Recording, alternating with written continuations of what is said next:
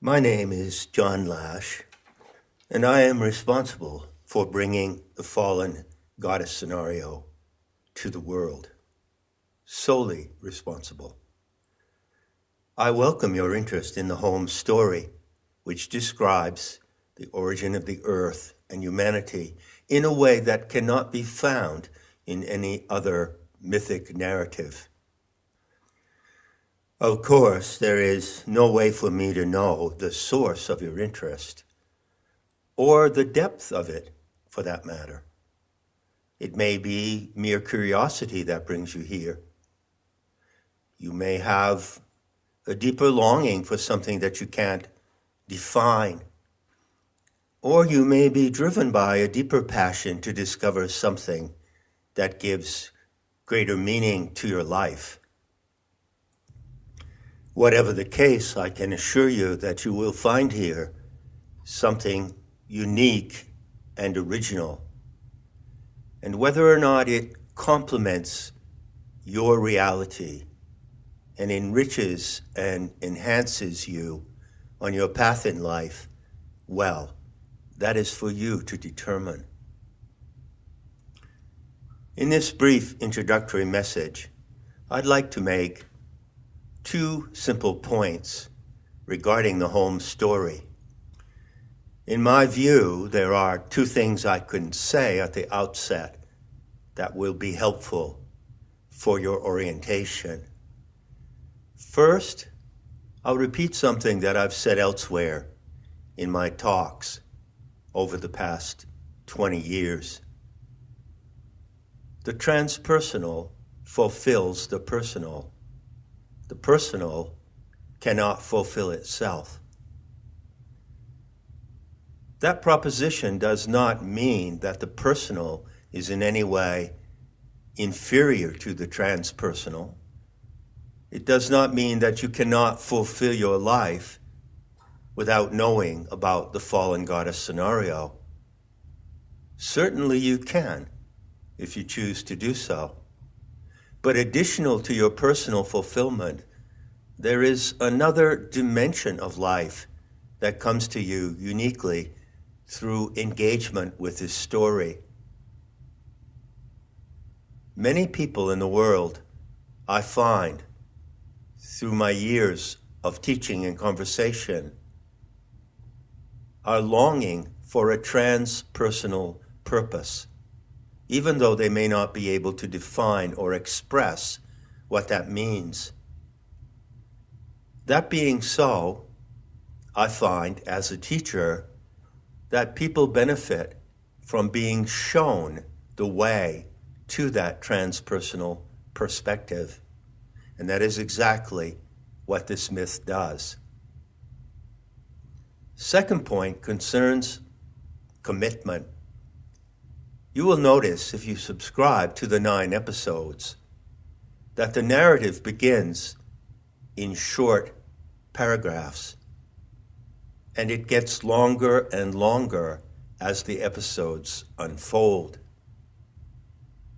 So reading the first, second, or third episode, just in itself, apart from the terms defined and the commentary, is pretty easy and only takes a few minutes. But as you proceed deeper into the narrative, it requires more time and concentration. And some of the closing episodes are rather long and quite complex. The point I'm making here is that if you truly want to learn this story, it will require some time. It will require a commitment of your attention over time. Those who have come to know and love this story all tell me that they have read these episodes and reflected on them many times. So there is a commitment involved here. There is a responsibility that comes with learning the story, which is truly the biography of the living earth. But if you choose to make that commitment, you won't be alone. I invite you to join Nematta, either as a visitor or a supporting member. And there you will find a growing number of people around the world who are dedicated to learning and teaching this unique mythic narrative. And it gets better. In Planetary Tantra, there is a set of practices for participating in this myth as a living adventure, as an experiment of interaction with the planet, your divine mother. As the introductory video explains, the Sophianic myth is like a film that is being written while it is being shot. So you, if you choose to be an actor in that film, become an agent in the screenwriting process. You contribute to an open-ended myth, and you play a role in the direction of the story as well as its outcome. Bear in mind that I am not the author of the fallen goddess scenario. It comes from ancient sources, and it comes back to the world after 2,000 years of suppression.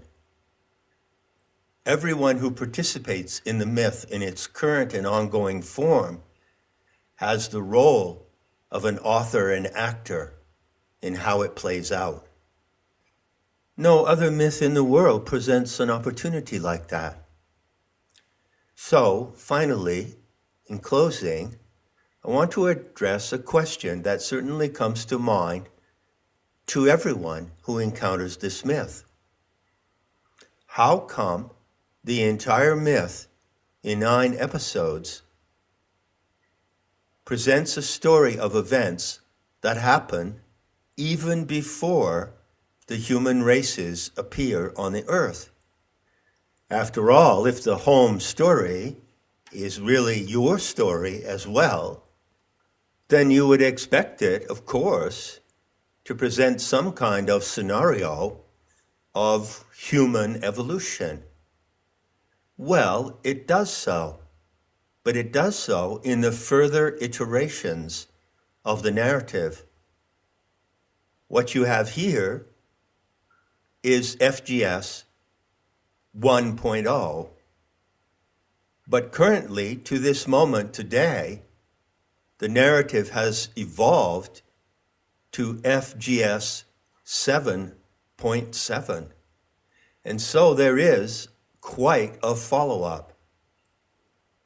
However, the first part of the story is only about Sophia, how she designed the human genome, how she came to turn into the earth, and the many difficulties and challenges that she encountered in the course of her own experiences. Now, why would you want to learn about that, which may in certain respects seem to be remote or even abstract? Well, I'll leave you with this proposition. Suppose that you were an orphan and you didn't know who your parents were. You didn't know where you were born, what culture and race your ancestors came from. And suppose you had an opportunity to learn all that. Would you be interested? Or would you be content to be a rootless orphan, knowing nothing about your origins?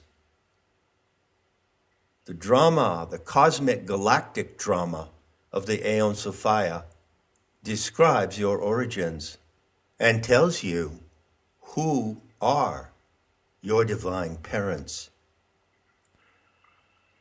I will close on that note and extend my best wishes to all those who enter upon this sublime and unique adventure.